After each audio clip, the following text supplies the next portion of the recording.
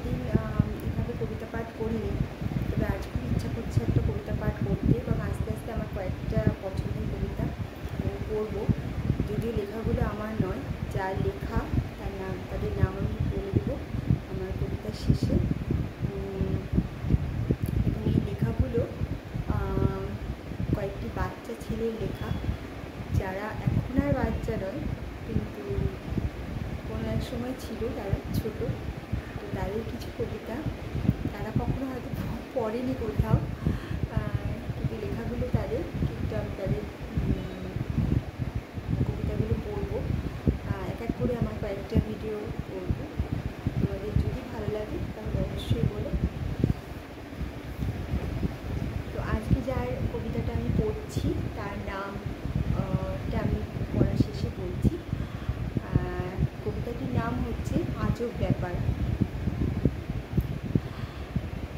তামিলনাড়ুর তিলের নাড়ু খেতে নাকি মিষ্টি,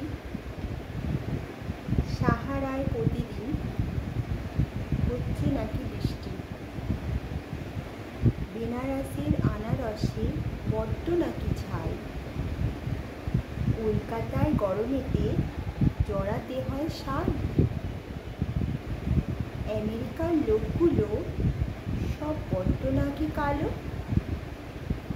চেরাপুঞ্জির ক্লাইমেটটা সবসময় নাকি ভালো। আমার এসব কথা যদি সত্যি যদি হয়, সেদিন তবে পৃথিবীতে হবে গরুর জয়। এই লেখাটি যার লেখা তার নাম হচ্ছে অনিমেষ লোহার। ও ক্লাস 7-এর একটি ছেলে, যে এখন আর ক্লাস 7-এ পড়ে না।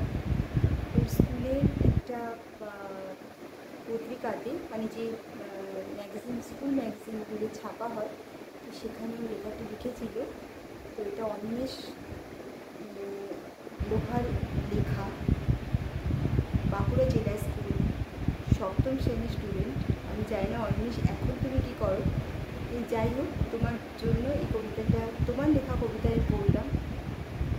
যদি তুমি এইটা দেখো এই ভিডিওটা, তাহলে নিশ্চয়ই জানবে যে আমি এই লেখাটা পড়েছি। তো যারা এই কবিতাটা পড়ে যাবে ভালো লাগবে, অবশ্যই লাইক কমেন্ট শেয়ার করো। আর আমি বারবার বলছি, লেখাটা কিন্তু আমার নয়, এটা অনিমেষের লেখা, আমি শুরু করবো।